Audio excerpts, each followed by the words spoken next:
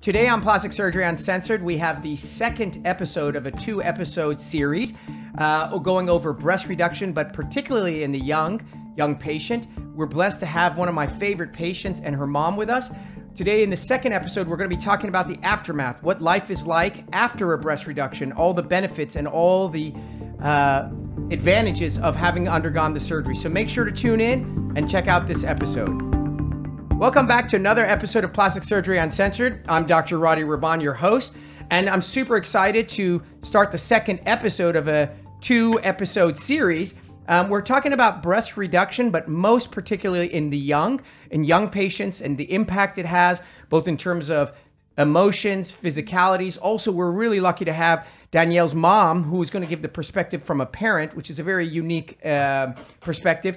If you checked out the first episode, you know what entails to get a breast reduction. Today's episode, we're going to dive right in and talk about the aftermath, right? What it's like after you've had a breast reduction. Were all your fears, did they come true? Were they not as bad? Or was it worse? And also all the gain that one had hoped for. So welcome back, guys. Hello. Thank you. All right, great. So what's life like? You know, both you had a breast reduction, and then obviously the whole goal of it is to see what it does for you both physically, obviously, and then also emotionally. So give me a little insight on how your life has been. When did you have your breast reduction? I had my breast reduction a year ago. Okay, and how old are you now? Now I'm 19. 19. So you had it when you started the process at 17. Yes. So if you guys listened into the episode prior, you started the process at 17 with your parents.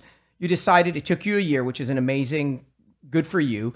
And at 18, you decided to do your breast reduction. Yeah. We did it a year ago. And so now you're you're past the initial stages of healing. So you tell us, what's life like for you?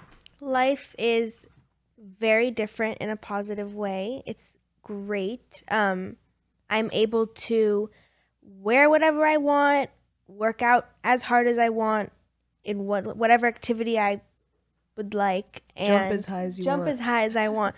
And you hadn't been able to do that since when? When did your breast develop? You were 14, 13? I think that they Around stopped growing. They stopped. No, but when they did you start developing large breasts? She started getting breasts at like 13 and a half, 14, and they weren't so large. And then at 16 to 18, like that's when they just like blew up. Right. So let's give a little background. You're 5'1", right? If I'm not mistaken, 125, 130 pounds, whatever.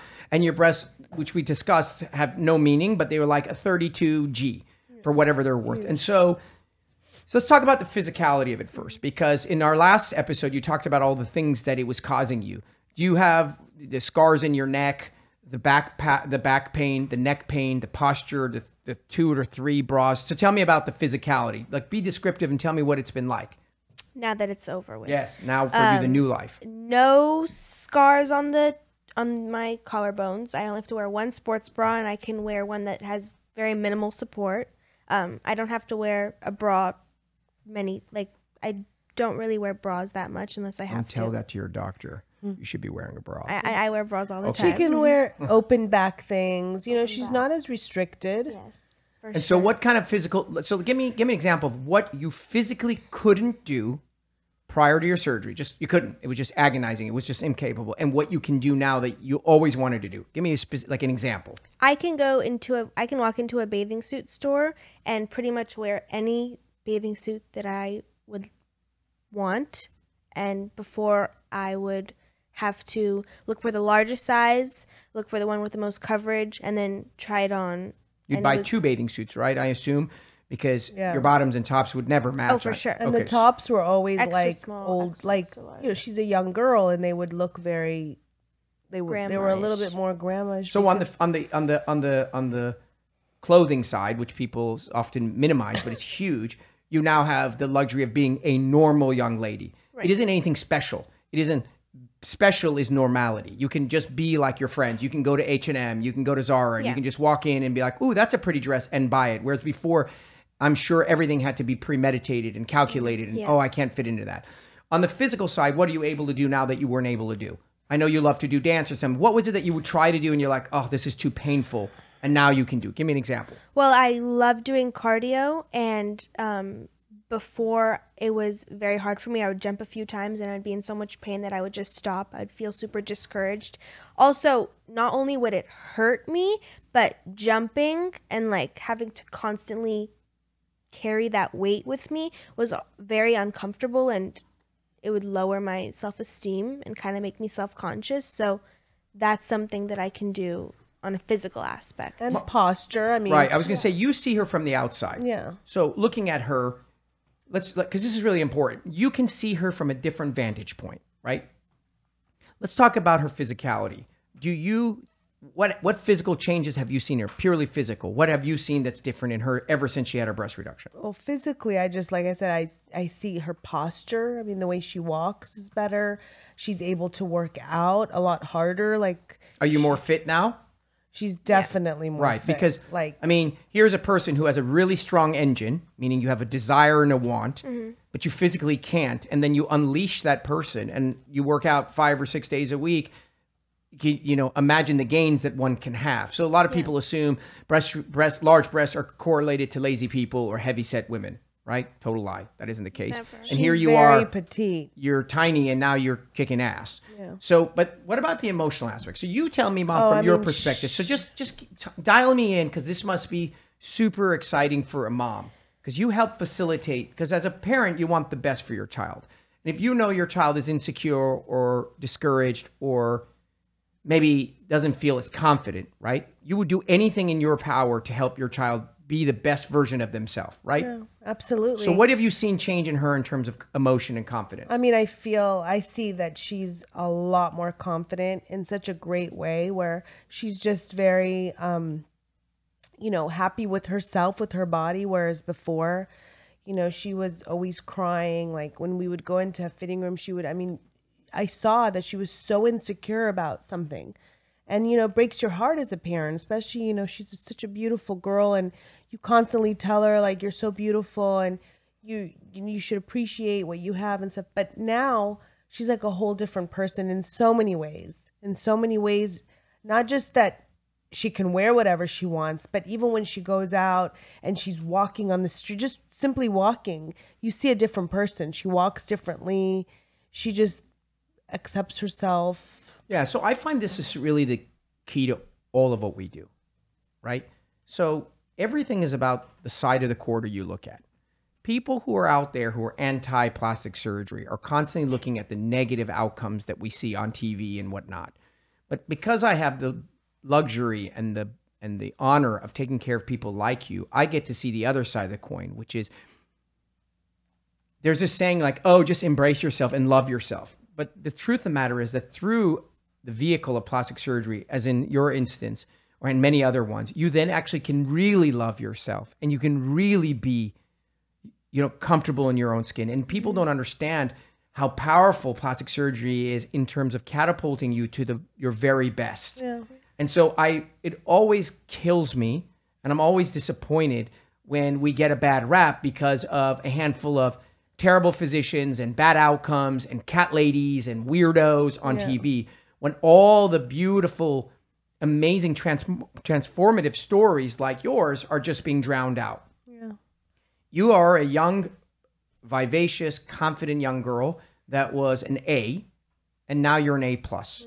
And nothing could have done that. Nothing. Zero. Doesn't matter I feel like her breasts, like we always talked about this before, how it was like, it so didn't match her body and her personality. And, because it also, not just the way it looks, but for some reason, when people see a girl that's very developed, they assume other things about her. Like, oh, she must be like, she's very developed. Maybe she's a little promiscuous. Exactly. Yeah, I mean, we can talk about it because sexuality is connected to breast. Yeah. And here you are, a young girl, you're 16, you have very large breasts. Even if you try to be, even if you're what do you call it? Conservative, and you try to cover them. I mean, you can't. You have tiny waist, and you have large breasts. Unless you wear a potato sack over you constantly, you're gonna always be attracting undesired attention. And there's that whole ramification of a young girl and sexuality and all that other stuff. And the thing about it is, and the thing about it that's interesting is that people, it doesn't have to be just breasts and this kind of like, oh, your breasts are huge and therefore it's smaller.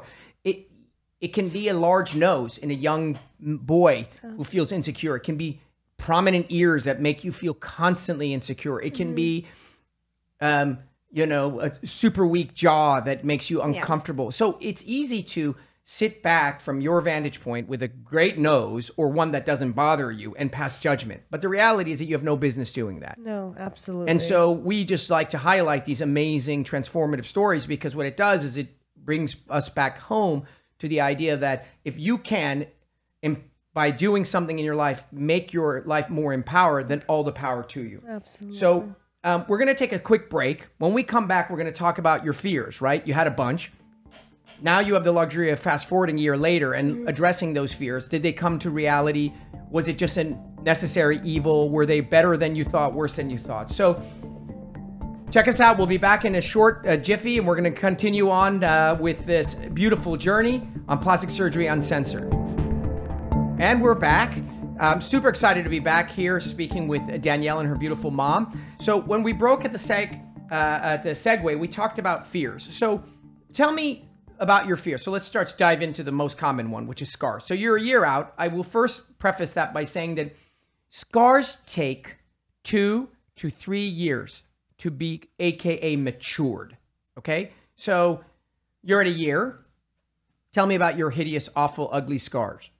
They're not hideous and they're not awful. And they're almost non-existent. I mean, they're like a thin, it almost just looks like a little thin pencil. I mean, obviously not that color. Right. A very thin line, and it's only been a year. Right. So you had a fear of that, right? But you sort of had come to terms with it, right? You said, well, I've gone online, a lot of ugly scars. I mean, I've read a ton of reviews and everyone's sort of talking about it.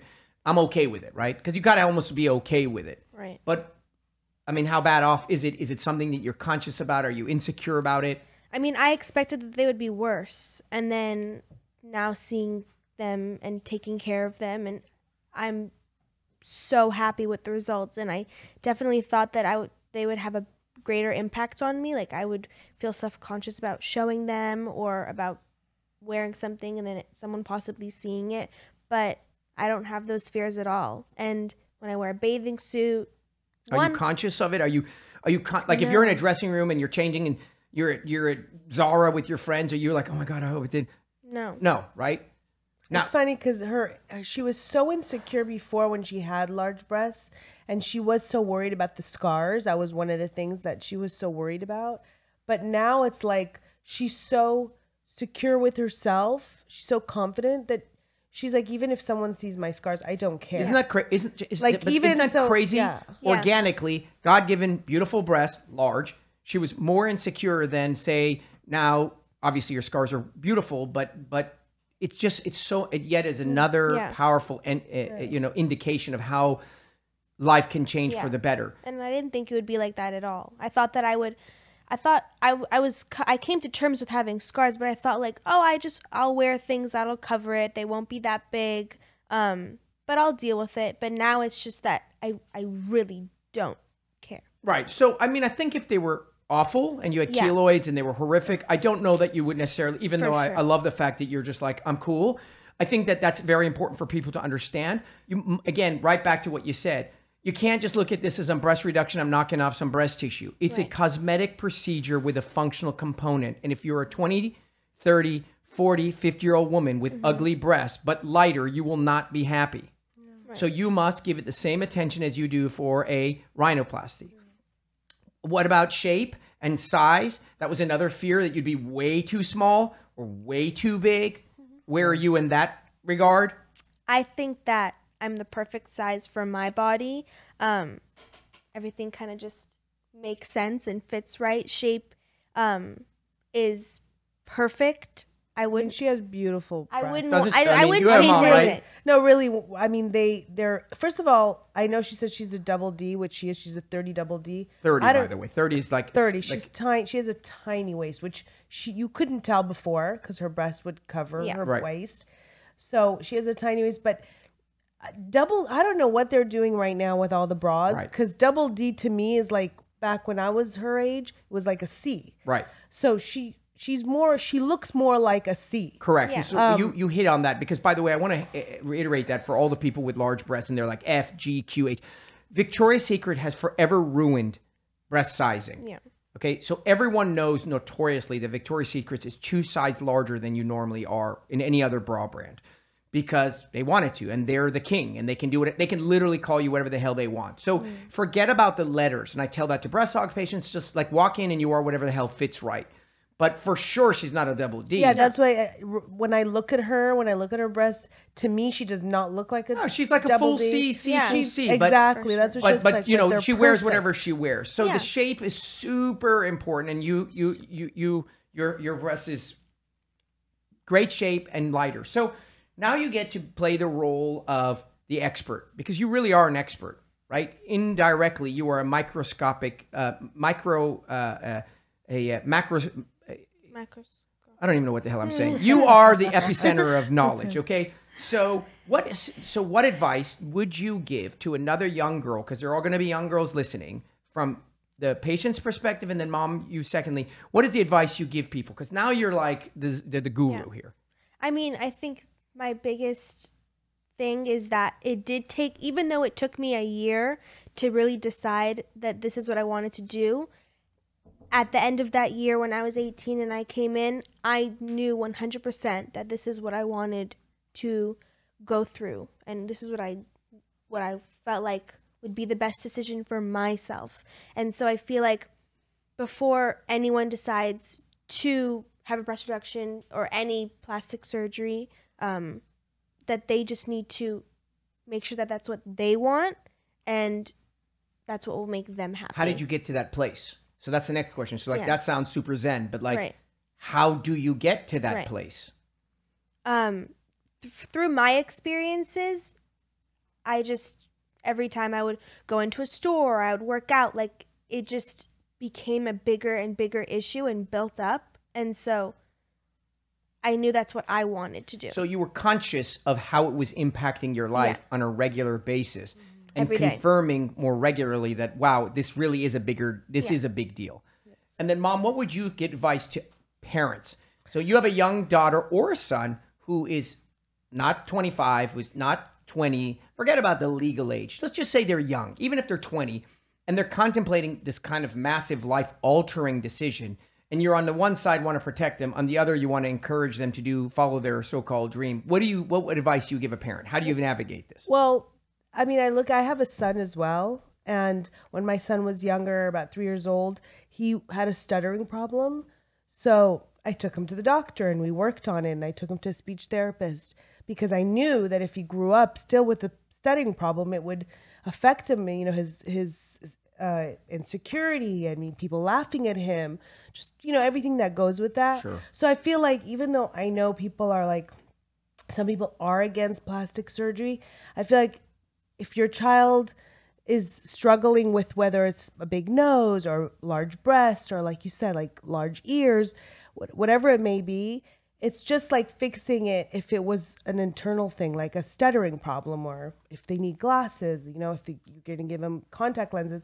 It's kind of the same thing. Yeah, it's a bigger procedure, but it can really impact them for the future in so many different ways. I mean, that we don't think about every little thing, but Right. it really does. Well, we call that it a gives ripple effect, right? Because you right now, I talk about trajectory. Her life is forever changed. Yeah. Yeah. And all the, Who she marries, what job she gets, how she interacts with her friends. I mean, And the way people look at her, even though, I mean, you know, there's so many judgmental people out there, but even the way that people look at her, whether she goes to get a job or, you know. Oh yeah, for sure. You know, And what I can't stand, and I mean, people know that I'm obviously this whole notion of, you know, love yourself, be zen, kumbaya, whatever. Are you kidding me? If I walked into my office with a tattoo across my forehead, don't give me that people would see me the same, Yeah. same pedigree, same training, same results. I just walk in with a tattoo on my forehead or orange hair. We're gonna judge. We are not judgmental people because of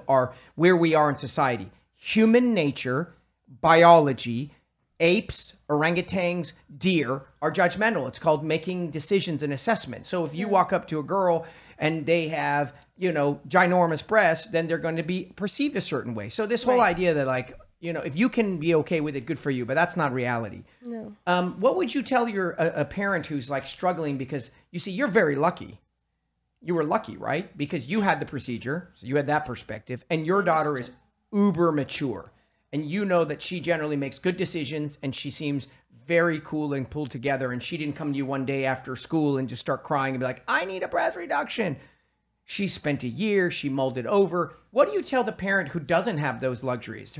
Yes, you can see the deformity. Like, it's not, you can't hide it. Your daughter has very large breasts and she's 16, but then you never went through it. You're kind of opposed to plastic surgery, and your daughter isn't necessarily as mature as yours. How do you figure that out? I mean, I think that you obviously have you talk, you take them to doctors, let the doctor talk to them a little bit, because obviously they're the professional. And I just feel like time. I mean, obviously if something doesn't bother your child, then that's great. If someone has huge breasts or large nose and it doesn't bother them, that's great. More power to them. But if it does bother them, I feel like as a parent, I mean, you're really giving them a huge gift of life to let them do that, and to be, to be supportive, even though you might not 100% agree with it, but you're giving them a huge gift, because it can change them in so many ways. Right. So I think what you said there is important. What I was trying to get at is, when you don't have the luxury of a Danielle, she's very mature, very cool and calm and collected. So she's a mature adult, even at a young age. The responsibility at that point falls on the adults being the parent and the physician. So let's say we met at 18 and you came in. Anatomy is anatomy. You have very large breasts. But in talking to you, I got the sense that you were very immature. You weren't ready. Then it would be my responsibility as your physician to say, hey, absolutely, I can see what you're talking about, but you're not ready. Exactly. So that's my job. Conversely, as a parent, your child has a very prominent ears, and you do see the benefit of them getting pinned. But when conversating with them, they seem not ready. They're not emotionally or mature. Then you need to hold off. But the key is dialogue, constant dialogue. Yeah, so you talk it over. I definitely think you can go see a doctor. What's the worst that happens? You pay a consult fee? Oh my God. So you go and you start talking about it, and you discuss with professionals. And it may take 1, 2, 3, 4 years. I have seen many patients. I remember vividly a young gentleman that came to me. He was probably 20. He was old. Old meaning he was older. Yeah. And then he wanted his nose done. But it was pretty keen to me that he was extra insecure. Like, he had no eye contact. He was not verbally very confident. And I didn't necessarily feel that his nose wasn't that bad off. That was the key. And I didn't really feel that fixing his nose would have done much for him. And I felt like his issues were much deeper than that. And I advised him, I said, listen, why don't you finish college? And when you're done with college, come back. And if you still want your nose done, I'm happy to help you. Because, by the way, he never came back, which doesn't necessarily mean he didn't do it. He may have gone down the street. But my point being is, it is people who are out there listening and saying like, oh my God, but these are kids, they don't know any better. No, not at all. There's adults like professionals and parents who are in there. And if you're lucky and they're like your daughter, great. And if they're not, then you have, just like any other decision, you have someone in. The last thing we're going to talk about, and I think is the elephant in the room, is cost, right? Because, now you're talking about, oh, she wants, it's like someone would say, well, like, you're buying her a car. She's 16, which obviously this is anything but there's financial ramifications to this. And when a child or a young person asks for something that they themselves, they're not paying for per se, that creates some friction in a family dynamic. So I'm going to talk real quick about insurance, because I think it's important to get it out of the way. One of the biggest problems I have today is that people are still in the notion of having insurance pay for certain things. So the idea is a breast reduction, like a deviated septum, like some other things, are considered medically necessary. You have literally scars on your shoulders from your heavy breast. That's medically necessary. Having said that, insurance companies don't really want to pay for any of these things. They don't want to pay for chemo. They don't want to pay for my wife's spine surgery. They don't want to pay for anything. So they're going to make sure that you jump through a lot of hoops before you qualify. The problem you're going to run into is that the finances are going to collide with your best care. Number one, not always.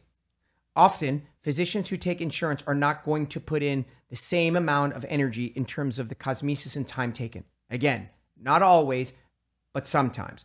Secondly, in order to qualify for your breast reduction to be considered medically necessary, they are not dumb. Insurance companies require a certain amount removed. Yeah. And so what you'll find is that physicians, in order to get the case passed through insurance and for you not to go somewhere else, will indeed remove the required amount of breast tissue, irrespective of the cosmetic outcomes. Yeah. Dun, dun, dun. Flat, ugly, square breast. Yeah. In other words, I don't remember how many grams do you remember the number that we took? Do you remember? I have no Okay, so idea. let's just say hypothetically, I don't remember. Let's say I remove 400 grams, which is a I think lot. It was around that number. All right. So I consider that a cosmetic reduction, just for the sake of argument. For you to have qualified, you needed above 500 grams. So imagine another 25 or 30% removed from your breast. Yeah. Crazy. And we You did would- go to a doctor that actually said that. Right. They Said needed what? they needed to remove Uh-huh. that much. Right. So the point is, people are going, caution to you people listening, because you want it, understood, you agreed with everything we said on these 2 episodes, and you're like, great, I'm going to get my insurance to pay for it. You are going to most likely have an ugly breast. That's it. Just be ready for that. Because how long did your breast reduction take? 7 hours? It took 5.5, 6 hours. 6 hours. 6 hours.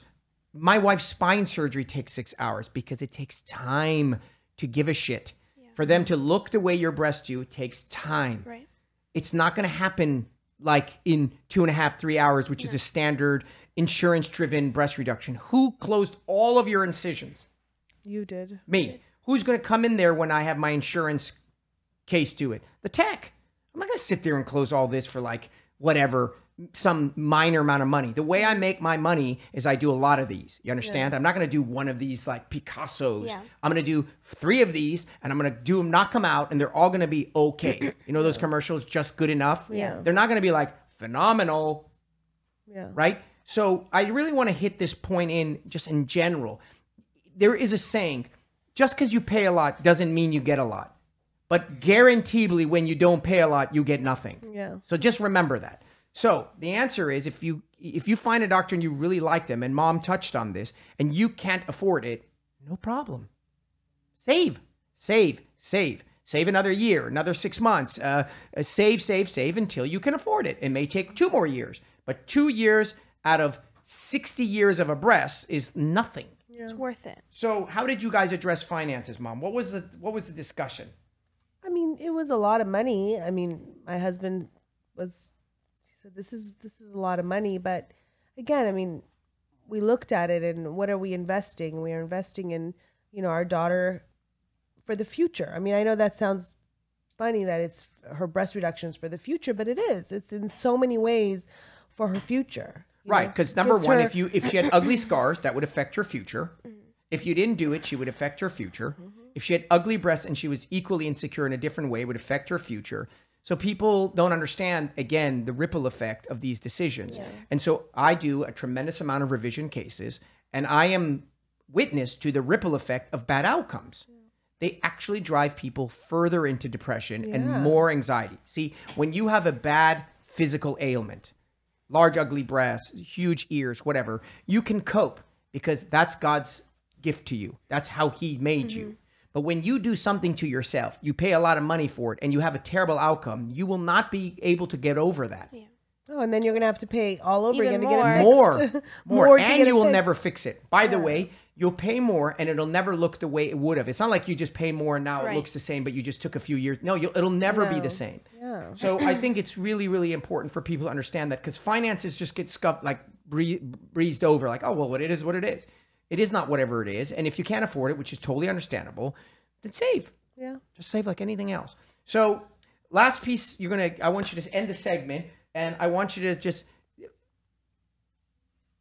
in a scale of 1 to 10, how impactful was this in terms of the decision you made in your life?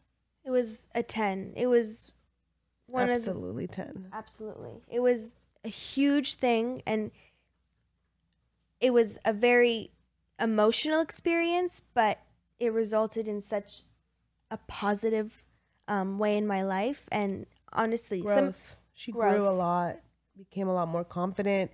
And yeah, it was something that she went through. I mean, the healing process and stuff, but it made her stronger.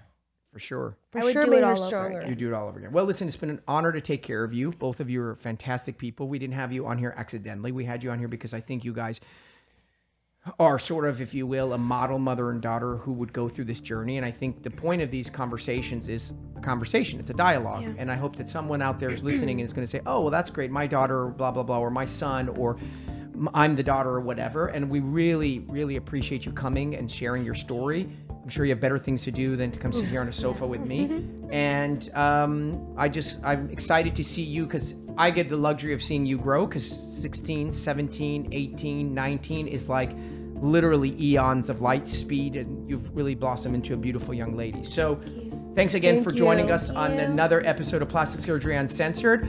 We love always having you. Don't forget to tell all your friends about it, subscribe to our channel, and most importantly, download.